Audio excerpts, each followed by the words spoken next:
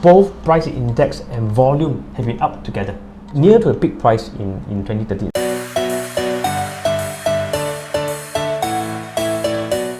Okay, welcome back.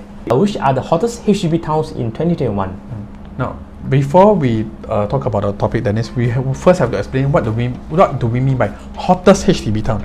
Basically, hottest HDB town is how we categorize it by the number of transactions Right. located in that particular area. Right. Maybe before we go into the specific towns, like maybe I'll just show you an overview of what has been happening to the recent HDB. Oh, sure, Dennis. Yes. I think if you have been reading in the newspaper, you'll see that for the past few months, our HDB price has been inching up. HDB flats have been staying flat for quite a while until April, March last year, right? 2020 itself. Just before COVID hits, actually. You see, after COVID lockdown was removed, you can see from the graph where we see an increase in terms of transaction and price. See the price index over here. Yep. And also the increase in volume, transaction volume over here. We all know that after 2013, actually the price came down. Yes. But now we are recovering back to the near to the peak price in 2013 itself. Yeah. And in such a short period of time as well, Dennis. So it's notable that both price index and volume have been up together. So not just a single factor. So that means that there are a lot of buyings, there are a lot of transactions, and people are willing to pay a higher price. That's why we brought up the cash overvaluation issue. Now that we have shared with you some of the data, the transactions and the price index, we're going to show you another data which is quite amazing. So in March 2021 alone, there are 17 HDB resale flats transacted for at least 1 million. Wow, 17. Right. You can take a look at the table. You can look at the There's table about over here. 23 in February 2021, and in March there's a 17. This is all happening while COVID is still going on. If you're a neutral Singaporean, you might be proud to claim to the world that, hey guys, our public housing is making success because we are able to sell for $1 million.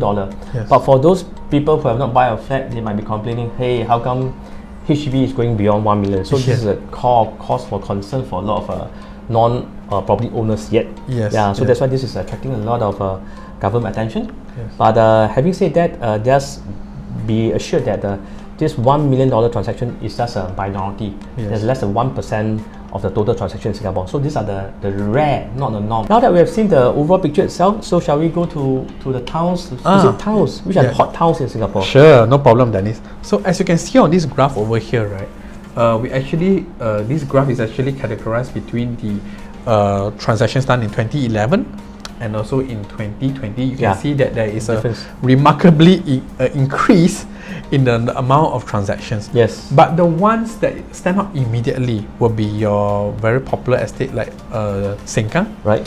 And also for Punggol. Yep. But it's not just limited to these two, right? Basically, Dennis, maybe you can explain to me why Punggol and Sengkang particularly have such a huge amount of transactions in just 1 year. Yeah, I think likely is that Sengkang and Punggol have a lot of relatively newer HDB flats. Because people tend to like new places. And with the fact that there's a lot of new developments ongoing in Punggol area. Situated in the north of Punggol, amongst a comprehensive suite of lifestyle and recreational amenities to serve the community. The district will be seamlessly linked by park connectors and MRT stations. Punggol Coast MRT station will be completed in 2024. The tunnel extends the northeast line another 1.6 kilometers into the heart of the new Punggol Digital District. That's where This 50-hectare development will be integrated with the surrounding residential areas to bring exciting job opportunities closer to homes. Comprising the new Singapore Institute of Technology campus, JTC's Business Park, as well as commercial and community spaces.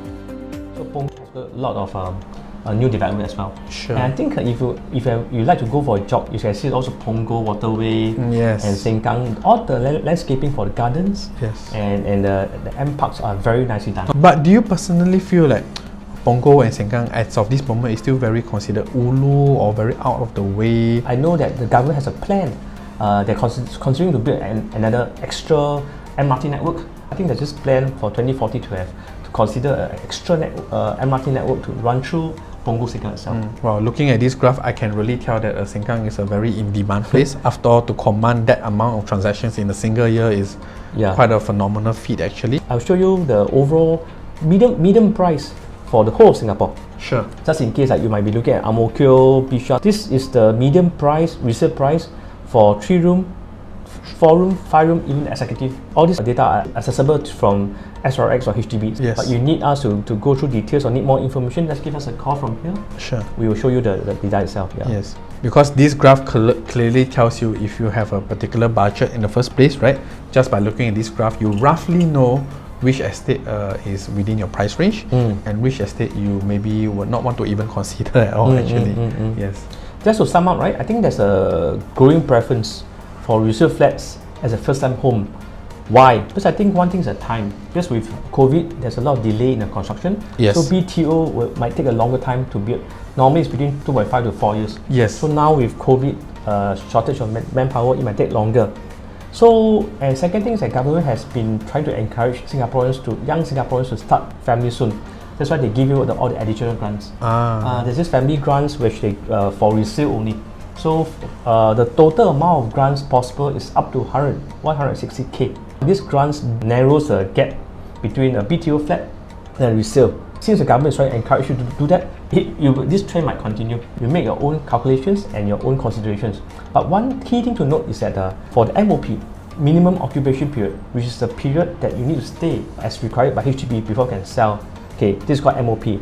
So the difference between BTO and resale flat is that when you apply for BTO, your MOP starts on the day you get your keys, which is likely 2 to 3 years or 4 years later. Yes. But for resale flat, once you find a resale flat and completed within 3 months, your MOP starts the day you move in. Yes. So your 5 years start from there. So there's a key difference. Hope that give you a fundamental perspective of the whole idea of is a resale HDB better for you or BTO, and what are the consideration points and which are the hottest HDB town in Singapore, so that you know what are the minimum price and then you make your own calculated and wise decision.